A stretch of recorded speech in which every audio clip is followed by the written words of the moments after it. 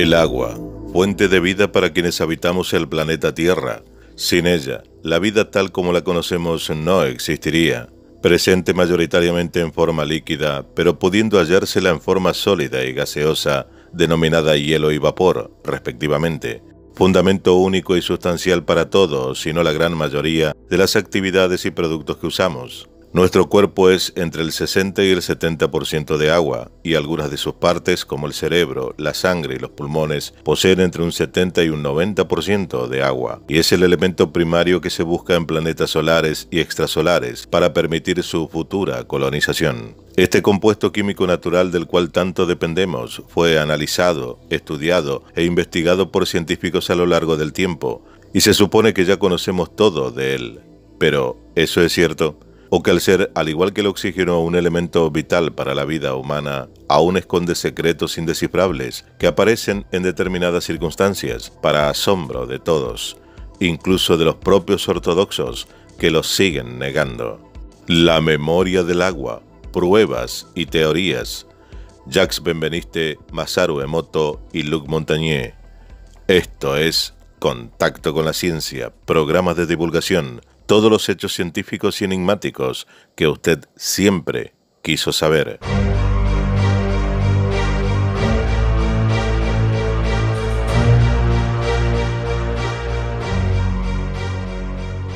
El experimento fue singular como pocos.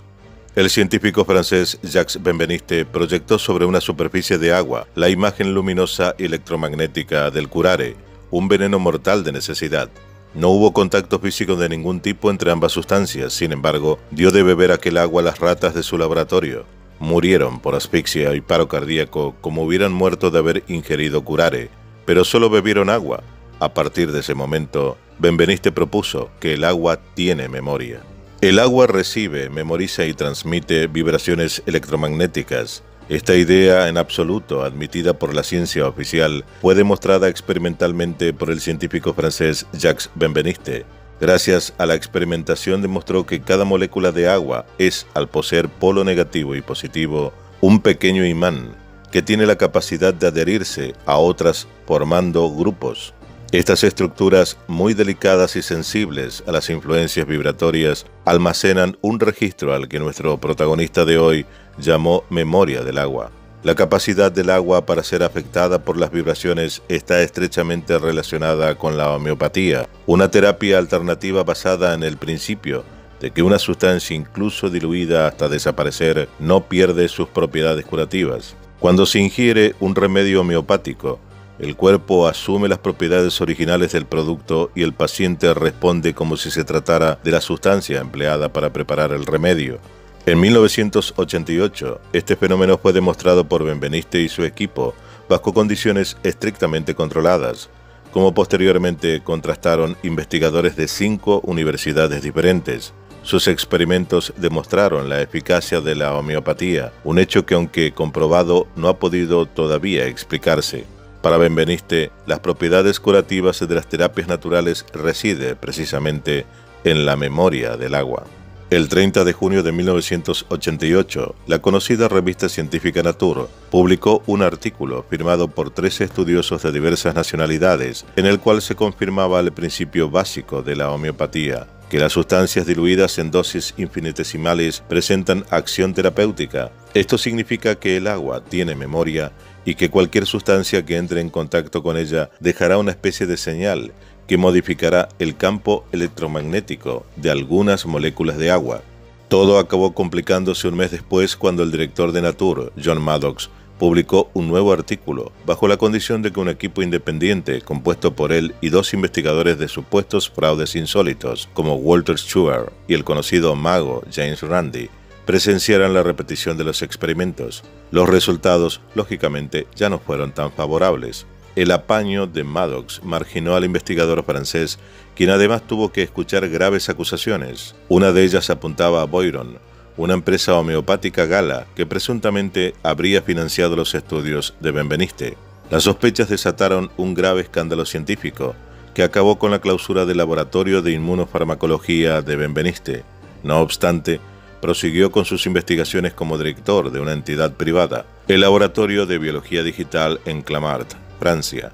Antes de fallecer, afirmó que sus últimos descubrimientos se demostraron que la memoria del agua podría ser transmitido incluso por Internet mediante el correo electrónico. En una conferencia en la Universidad de Cambridge, Inglaterra, Benveniste aseguró que los efectos específicos de las moléculas activas biológicamente pueden ser grabadas y digitalizadas mediante una tarjeta de sonido de una computadora. Después, pulsando una tecla, estas señales pueden enviarse por todo el planeta gracias a Internet, activándose sus cualidades al reproducir las grabaciones. Sería algo parecido a escuchar música, decía. Oímos un sonido y experimentamos emociones. Como ejemplo, el investigador francés habla de la adrenalina producida durante un ataque de ira. Sus moléculas provocan una cadena de sucesos biológicos que hacen que los vasos sanguíneos se contraigan. Los biólogos opinan que esta sustancia actúa como un transmisor molecular de señales, pero Benveniste pone una interrogante al asunto. ¿Cuál es la naturaleza de la señal y el mecanismo mediante el cual las moléculas de adrenalina seleccionan unos receptores y no otros? ¿Y por qué es tan rápido este proceso? En su opinión, si la causa de estos sucesos bioquímicos es fortuita, sus efectos tardarían más en concretarse. Basa su explicación en una analogía musical. Dos cuerdas en vibración con una frecuencia parecida producirán una pulsación, que aumentaría a medida que las dos frecuencias se acercan. Cuando se igualan, la pulsación desaparece. Un proceso similar a cuando los músicos afinan sus instrumentos. Trasladados estos conceptos al mundo de las moléculas compuestas de átomos que vibran continuamente, Benveniste descubrió que emiten pulsaciones audibles que pueden ser detectadas y grabadas y que son capaces tanto de transmitir esa información como de recibir otras similares. Así, la transmisión específica de un género molecular será captada por otro. A este hecho Benveniste le llama fenómeno de coincidencia de transmisión y recepción. En otras palabras, las moléculas emiten una serie de sonidos que en sí mismos provocan unas consecuencias biológicas con propiedades curativas. Benveniste aseguraba que ya había comprobado cómo estos sonidos enviados por Internet provocaban una serie de consecuencias biológicas. En opinión del científico francés, sus hallazgos podrían revolucionar el futuro de la homeopatía. La señal molecular del agua, una vez establecido su origen electromagnético, podrá ser enumerable, graduable, modificable, transmitible a distancia y reproducible hasta el infinito. Estos resultados revolucionarán la biología y la medicina hasta el punto de que comprendamos la influencia de los campos electromagnéticos sobre la materia viva. Pero la memoria del agua también nos muestra cómo nuestras propias intenciones podrían alterar el mundo material. Y esto ha sido demostrado por el Dr. Masaru Emoto. Este investigador japonés, a través de experimentos, demostró también, al igual que Benveniste, que los pensamientos y emociones humanas, incluso el sonido, pueden alterar dramáticamente la estructura molecular del agua o en la que ésta cristaliza. Durante la década de los 90, Emoto realizó una serie de experimentos para observar el efecto físico de las palabras, oraciones, música y ambiente en la estructura cristalina del agua. Tomó muestras de agua de varias fuentes, congeló unas pocas gotas para que pudieran formar estructuras cristalinas, las examinó bajo un microscopio de campo oscuro y las fotografió. De las imágenes que obtuvo, llegó la confirmación a su sorprendente hipótesis. Las muestras de agua corriente de grandes urbes presentaban una estructura de cristalización muy tosca, mientras que muestras de agua de manantiales ofrecían cristales de una gran belleza. Comprobó que el efecto de las emociones, las ideas, las palabras y la música sobre las moléculas del agua tenían consecuencia. La ciencia de cymatics o la cimática en el agua ilustraba que cuando las frecuencias de sonido se movían a través de un método particular, como el agua, el aire o la arena, alteraba directamente la estructura física de la materia. En uno de sus experimentos, tomó 2 frascos de agua, en uno de ellos puso una etiqueta con la palabra odio, en el otro frasco puso la palabra amor. Sorprendentemente, el agua etiquetada con odio se descompuso mucho antes de la que estaba etiquetada con amor, y al fotografiar sus cristales congelados, comprobó que los unos eran bellos y armónicos, y los otros irregulares y deformes. Las conclusiones a las que llegó son asombrosas y fascinantes. Este vital elemento tiene conciencia y es fuertemente influenciado por su entorno y por las vibraciones que recibe. Si nuestro cuerpo está compuesto por un 60% de agua, vale suponer que nuestra mente y nuestro estado de ánimo podemos influir en nuestra salud en general. Y si la superficie de la Tierra es también un 70% de agua, las vibraciones generales del ser humano quedan registradas e influyen en todo el planeta. Luc Montagnier, Premio Nobel de Medicina por el descubrimiento del virus de inmunodeficiencia humana, el VIH, dejó sorprendidos a muchos científicos cuando dijo que había descubierto que el agua tiene memoria y que se mantiene incluso después de muchas diluciones. Mientras que la Asociación Médica Británica insiste en que se dejen de financiar con dinero público los tratamientos homeopáticos y los detractores hablan de tonterías, un científico ganador del Premio Nobel de Medicina ha realizado un descubrimiento que puede asentar las bases científicas de la homeopatía. El profesor Luc Montagnier dejó sorprendidos a muchos compañeros de profesión cuando dijo que había descubierto que el agua tiene memoria y que se mantiene incluso después de muchas diluciones. Hasta ahora, científicos y médicos han sostenido que no había base científica para afirmar que las múltiples diluciones utilizadas en la homeopatía tuvieran propiedades terapéuticas. Pero este punto de vista se basa en su falta de comprensión o una oposición ante la creciente popularidad de la homeopatía, que entra en competencia directa con la medicina convencional. Lo mismo ocurrió en Estados Unidos hace ya un siglo. En palabras de Luc Montagnier, no puedo afirmar que la homeopatía tenga razón en todo. Lo que sí puedo decir es que las ultradiluciones utilizadas en la homeopatía tienen efectos. Las ultradiluciones de algo no son nada, dijo. Son las estructuras del agua que imitan las moléculas originales, afirmaba. Uno de los fundamentos de la homeopatía es que la potencia de una sustancia se incrementa con una mayor dilución. Montagnier descubrió que las soluciones que contienen ADN de un virus o de bacterias emiten ondas de radio de baja frecuencia, y que tales ondas influyen en las moléculas de agua que se encuentran en su entorno, presentando entonces estructuras organizadas. Estas moléculas organizadas emiten ondas a su vez, y Montagnier ha encontrado que estas ondas se siguen emitiendo, incluso después de haberse diluido muchas veces. Quizás para nosotros, los no entendidos en la materia, esto no signifique nada, pero para un científico puede sugerir que sea la base científica de la homeopatía, tan vapuleada en los últimos tiempos y por lo que Jacques Benveniste murió sin que se reconozca su descubrimiento. En Gran Bretaña, por ejemplo, se estima que el mercado de la homeopatía, que es cubierta por el gobierno, crece en torno a un 20% anual. Más de 30 millones de personas en Europa utilizan la medicina homeopática.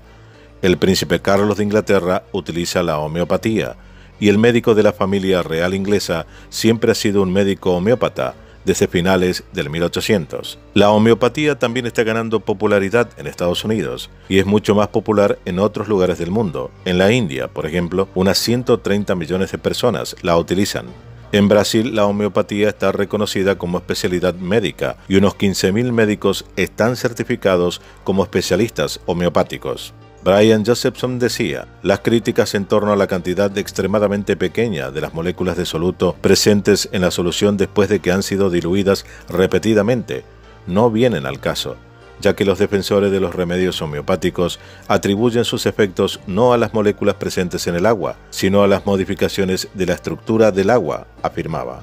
La segunda mitad del siglo XIX es la época de mayor apogeo de la homeopatía en Estados Unidos. En aquella época, los médicos difícilmente competían con ellos. En 1902, los médicos homeópatas obtuvieron 7 veces más ingresos que los alópatas y había unos 15.000 médicos homeópatas en Estados Unidos. Durante la epidemia de cólera de 1849, los homeópatas de Cincinnati, por ejemplo, llevaron un control de los enfermos, pudiéndose comprobar que solo el 3% de sus pacientes murieron, mientras que la medicina alopática registró peores datos, de 16 a 20 veces más.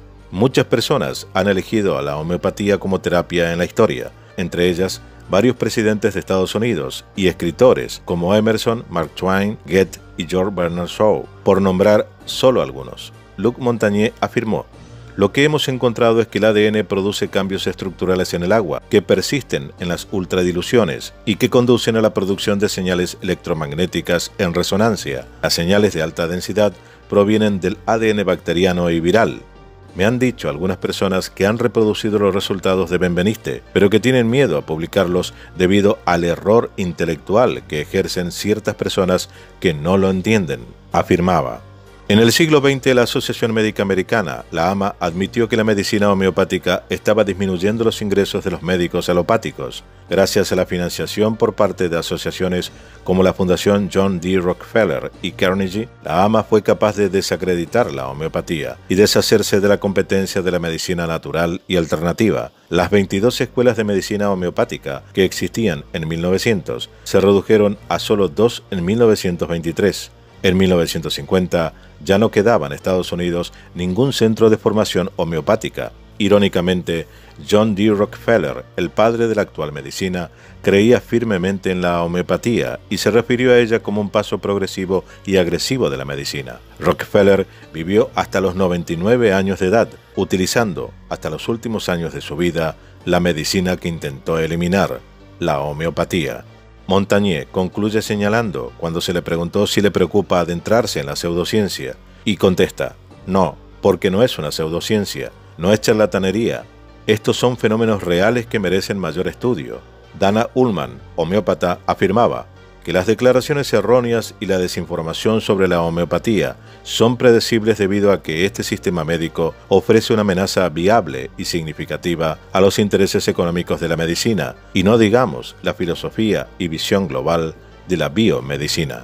La ignorancia de ciertos temas, aunque nos afecten directamente, como en este caso, nos impiden vislumbrar la solución a diversos problemas con los que debemos lidiar diariamente. Pero el conocimiento de tales eventos y efectos nos permiten ampliar el ámbito en los cuales debemos desenvolvernos con una mejor comprensión de lo que podemos o no hacer para concretarlos. De eso se trata, de ver más allá de los conceptos básicos encarpetados en una estructura antigua y fría que ya no resiste los cambios que se están produciendo en un mundo más convulsionado, que necesita soluciones a corto, ya no a largo plazo, para el futuro de la humanidad, a todas luces decadente en todo sentido. Conocer con más profundidad el comportamiento de ciertos factores infinitesimales y tan importantes para la vida, como el agua, tan vital para nosotros, nos ayudará de alguna manera a comprender y evolucionar nuestro ser para mejorar nuestra relación con el medio ambiente.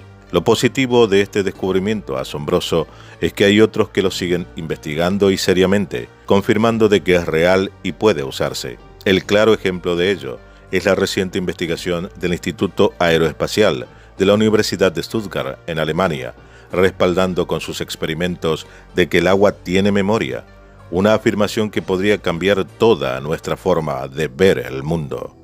Esto fue Contacto con la Ciencia, programa de divulgación. Todos los hechos científicos y enigmáticos que usted siempre quiso saber. Dale like, suscríbete y comparte.